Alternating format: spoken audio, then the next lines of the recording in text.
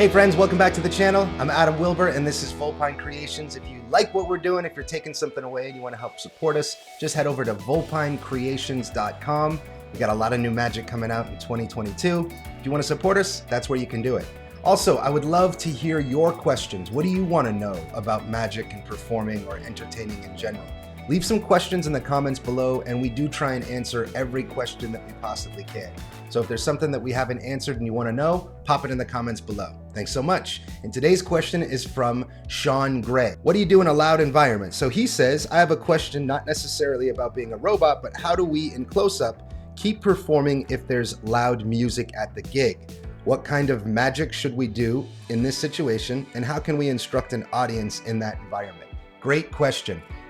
Thank you for that question, Sean Gray. And I gotta say, it's a very annoying situation to be in, for sure. So there are a few things that you can do. And the first one being pretty simple, which is talk to the event planner before the event. Okay, let them know, hey, if there's loud music playing, the magic isn't going to be as effective. Is there a way that we could maybe put my performance in the room where there isn't loud music? Or when you want me to be doing strolling, could we ask the DJ to keep the music lower so people could hear?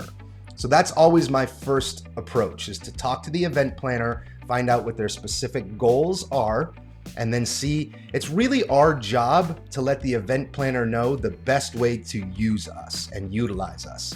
A perfect example is if someone books you for a stand-up show at an after-dinner party, there's about 80% of the time a good chance that they're going to assume you're going to be doing your after-dinner show while food is being served or is on the table. Never perform with food on the table because no one cares about magic over food, right? So you have to let them know, hey, this is the best way to use my services, X, Y, and Z. And specifically, the last event in person I just did fell into this category. Very loud music playing in about half of the venue. It's a huge venue. The left back side is where the DJ was, but that's also where a lot of the people were. And the music was super loud there. So what do? How do you instruct your audience?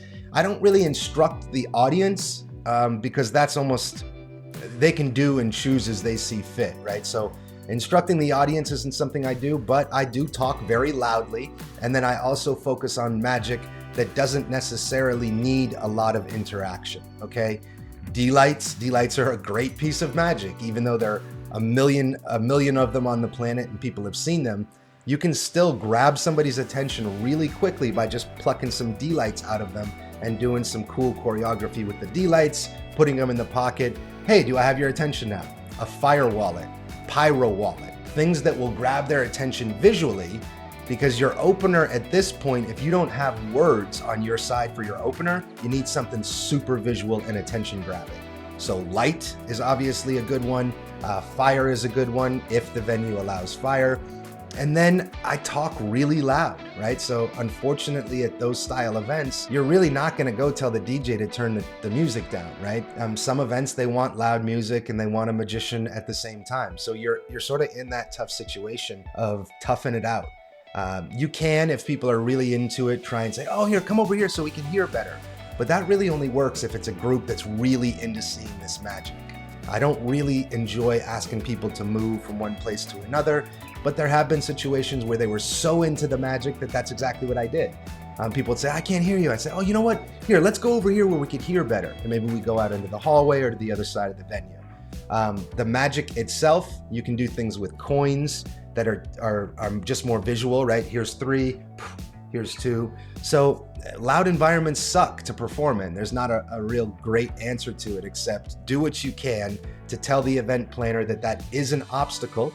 Is there gonna be loud music playing while I'm strolling? Yes, there is. Okay, is there any way that we could avoid that while I'm strolling? And I'm only saying that because the magic is much better received if there isn't loud music playing, just so people can hear me. One other solution, if it is available, is to wear a small microphone pack. They actually have little speakers that you can put on your belt and then you can project your voice. I have used them a couple times.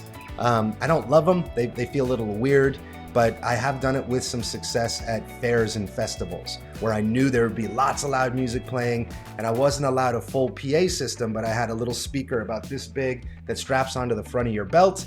and runs with an over-the-head mic. So I could turn that up and get some good, get some clear audible for the audience, but not something I do a lot. That is another option. As far as the magic itself, again, visual magic where you don't have to talk a lot. You're not going to do a long mentalism, confabulation routine because people aren't going to hear it all. So visual, quick, and even a card peek and things like that. You can say, here, look at a card, remember it. And then instead of saying, is it the 3 of diamonds, you can write 3 of diamonds. But it is a challenge. It's one of the challenges that I hate. I hate when there's loud music playing and I'm at a venue. You just have to do your best. Bring some lozenges. If you have some tea with honey in it, great, because you're going to be yelling and talking really loud. Trade shows are very much the same. Trade shows are very loud. There's lots of people. Luckily, at trade shows, we're usually allowed to amplify our voice. So we bring a little speaker and amplify our voice. That is also another option. If your event planner says, yep, it is going to be loud with loud music, you can say, oh, well, so the audience can hear me, I've got a small little subcompact speaker. Can I bring that with me as well? It's a little weird if you're doing strolling to walk up with a speaker, but if you want to make sure that you're heard, that's also another option. So the long and short of it is this: it sucks if it's a loud environment. Try and avoid that with the person who's booking you. Let them know that that will be a challenge for their spectators, not for me. I'm a professional. I can handle anything.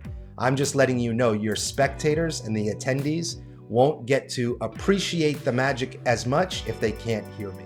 So if there's a way that we can either set me up away from the music, or while I'm doing my strolling, we can work with the DJ to set a volume that's acceptable where people can hear the music, but they could also hear me strolling.